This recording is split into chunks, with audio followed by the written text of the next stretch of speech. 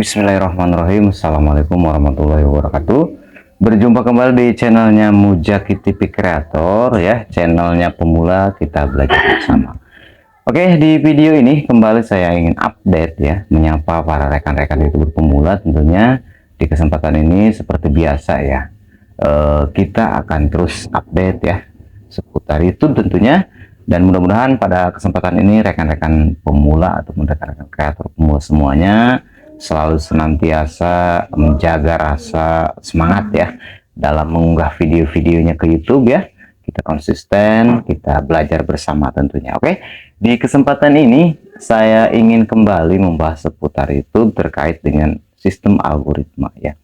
Sistem algoritma YouTube yang memang tidak mudah ya ketika video kita unggah ke YouTube dan mendapat rekomendasi dari YouTube ya untuk nantinya disodorkan ke pengguna-pengguna yang lain ya, sehingga mendapat rekomendasi video ya dan dapat dinikmati oleh khalayak dan mendapat tentunya penonton yang banyak ya, viewer yang lebih luas lagi seperti itu. Nah, sistem algoritma ini memang secara kasat mata tidak bisa kita lihat ya, tetapi mungkin bisa kita baca dan bisa kita telah.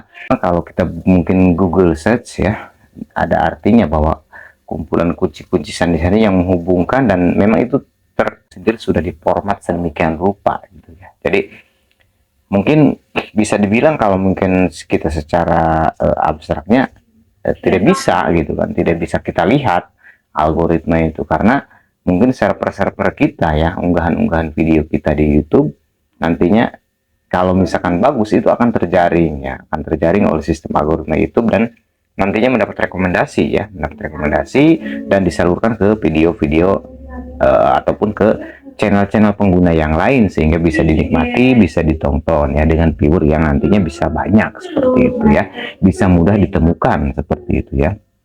Nah, memang kalau kita membahas seputar algoritma, apalagi seperti saya ya pemula, sangat tidak mudah ya, karena pemahaman kita terhadap sistem digital ya, apalagi ini terkait dengan dunia apa namanya ya, teknologi ya, dunia kecanggihan, dunia yang mungkin untuk pemula sangat susah gitu kan. Tetapi belajar dari pengalaman memang sistem algoritma ini kan, sistem algoritma itu kan sistem yang sudah ditetapkan ya oleh platform ataupun oleh YouTube ya. Kalau misalkan sistem algoritma YouTube berarti sistem YouTube, jadi memfilter maupun merekomendasikan video-video dari channel-channel kawan-kawan semua ya, dan itu sudah diformat apakah video itu cenderung nantinya akan mendapatkan viewer yang banyak ataupun mungkin tidak bisa diterima oleh sistem itu ya. Nah, kalau misalkan kita ibaratkan, bisa juga kita analogikan, mungkin saya boleh ya, saya berasumsi bahwa kalau misalkan secara teknis algoritma itu bisa dibilang, misalkan saya contohkan seperti tower ya, yang menjulang tinggi ya, dan si pengguna ataupun kita ya yang mempunyai channel-channel pengunggah video ya, itu seperti jaringan-jaringan dari server-server jutaan ya, jutaan manusia di dunia yang ingin menjangkau tower itu kan, yang ingin menjangkau tower itu, sehingga sangat dengan radius yang mungkin jutaan kilometer dan lain sebagainya, itu tidak mudah ya, tidak mudah. Apalagi mungkin karena faktor sesuatu yang misalkan bisa kita contohkan, karena mungkin cuaca jelek ya, sehingga mau masuk ke sana, menuju ke sana di perjalanan nih banyak rintangan ya, ada angin, ada mungkin cuaca hujan, jadi tidak masuk ke sana gitu kan, tidak terserap oleh sistem algoritma, sehingga bisa mental dan tidak bisa dibagikan ke pengguna-pengguna yang lain. Nah, di sini tentu segala sesuatu ada trik ya, ada hikmah.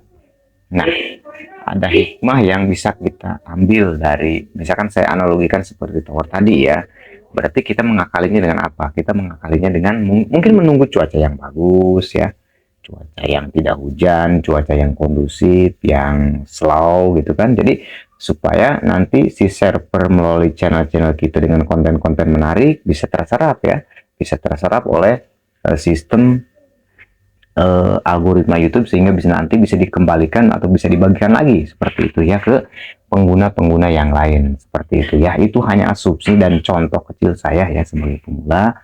Saya mohon maaf nih jika mungkin tidak bisa diterima pemahaman-pemahaman seperti ini kepada rekan-rekan pemula semuanya. Tapi saya hanya mencontohkan, dan contoh itu memang ketika mungkin secara teknisnya memang bisa kita ibaratkan seperti itu, bisa kita gambarkan seperti itu.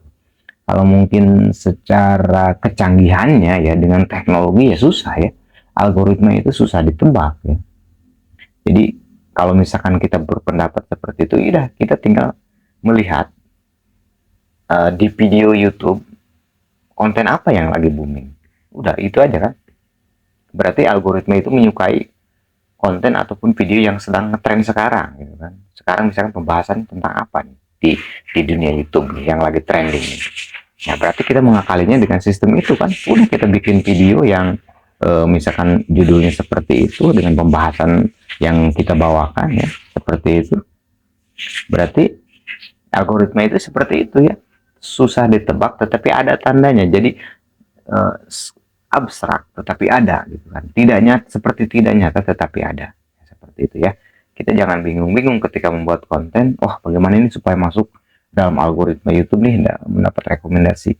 Yang penting kita upload video ya. Kita konsisten upload video, konsisten membuat konten-konten yang bermanfaat tentunya ya, yang tidak merugikan orang lain, yang tidak menyinggung orang lain ya, yang tidak menyinggung ras, etnis dan agama ya. Kita saling menghormati seperti itu.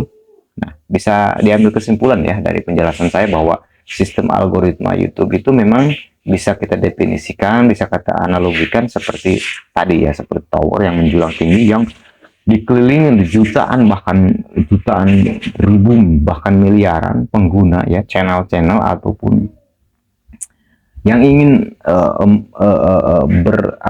berlomba-lomba ingin mendapat kesempatan untuk dibagikan lagi oleh sistem YouTube ya, oleh sistem algoritma YouTube melalui rekomendasi video-video yang nantinya bisa dinikmati oleh seluruh pengguna YouTube, utamanya misalkan kalau kita konsepnya tutorial ya, mungkin bisa ditawarkan di seputar pengguna tutorial, bahkan bisa secara menyeluruh, secara publik seperti itu ya. Mungkin itu saja penjelasan saya yang sedikit ini, semoga memberikan gambaran dan bermanfaat. Mohon maaf bila terjadi kesalahan ya dan kekurangan. Bila itu wal hidayah walaupun. Wassalamualaikum warahmatullahi wabarakatuh. Jangan lupa semangat hari ini, merdeka.